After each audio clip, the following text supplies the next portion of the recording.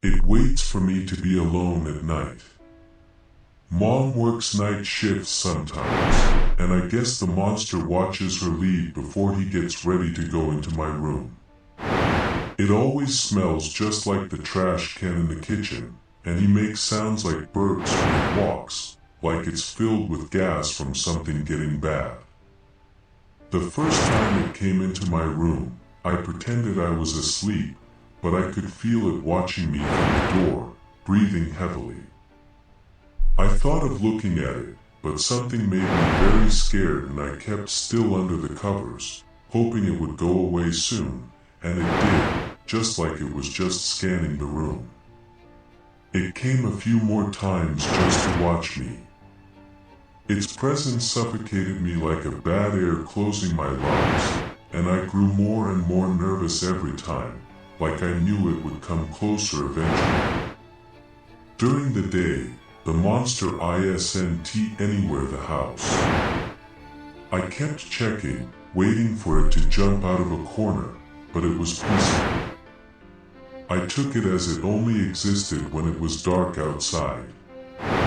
When it started to stop by my bed, I started having trouble pretending to sleep because my heart beat so loud and I couldn't breathe, and I was afraid it was going to notice I was awake. The first time it touched me, I had to keep strong so I wouldn't cry.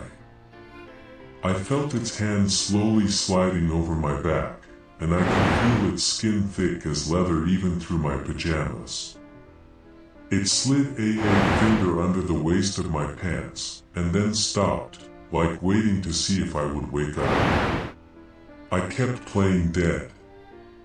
Then it played with my hair for a while, and I felt it slightly shaking beside me. Not long after, it gasped and closed its fingers on my hair, pulling it a little. I had to be strong and not gasp too. It left after.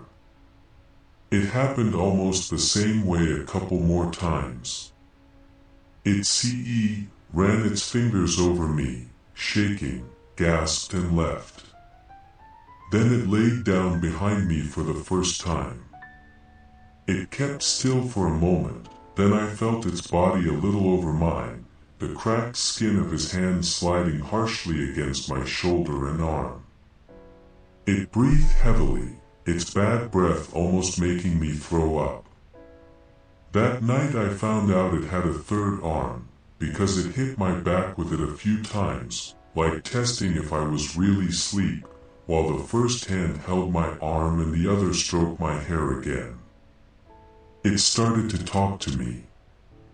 I couldn't understand its rugged voice or the slurred words it said, but I knew it wasn't saying anything good. My fear grew and grew. When it left, I cried quietly. One morning, while Mom made breakfast, looking tired from her shift, I told her about the monster. I told her it stank and it made me scared. She sounded annoyed when she said, "Don't you think you're old enough to know that monsters doesn't exist?" Then mumbled something about side effects from my medication. I felt so sad she wouldn't believe me. For some time, the monster kept only laying in bed with me. It whispered those things in its monster language and I pretended I was asleep. It kept going for weeks.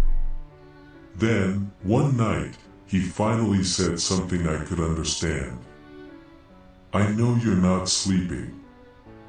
I gasped loudly and it covered my mouth with one hand, while the other, pushing on my chest, made me roll on my back. I kept my eyes closed while trying to scream, and soon I was feeling I couldn't breathe. It put its body over mine, and I thought my bones would break.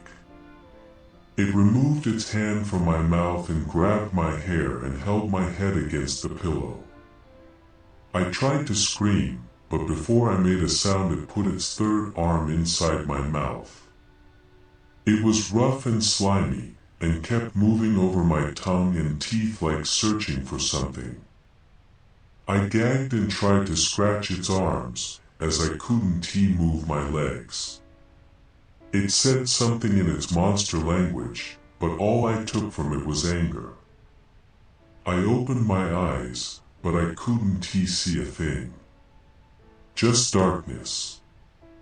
I only hoped for a second I would be able to see the monster and prove it was real. But I could only feel and smell it. Suddenly, it jumped and released me. I gagged again and this time threw up on the floor. I heard the monster moving around the room and cried when it left. The next night, when Mom tucked me into bed, I begged her to lock the door, and she almost screamed. "You already know I can't do that. If you fall or get sick, how can anyone help you? I can't, something might happen." She didn't understand something would certainly happen if she didn't lock the door. I begged her again and again, but she left the door ajar when she left me alone, afraid and desperate.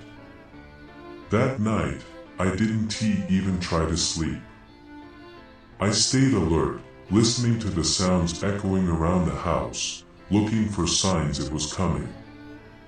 Usually it came not long before Mom left, but that night it waited longer, and that made me even more scared. I knew it would come anyway and I couldn't stop it, so I wanted it to be over as soon as possible. It was the worst night so far. When it came, whispering those monster words, it laid over my body and ran its smelly mouth over my face and chest. Its teeth bit my skin lightly, and I could feel the sharp ends leaving that awful smell all over me. When I tried to scream, it put its rough fingers inside my mouth, making me gag. It was too long before I realized fighting and screaming was useless. That monster, whose face I can't see, is way stronger than me, and nobody will come to help me against something invisible to me. I tried telling Mom again and again, but she kept telling me to stop making stories.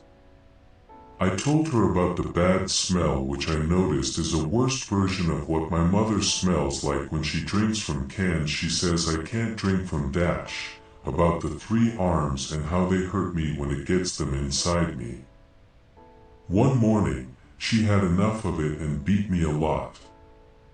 I've never told her anything again.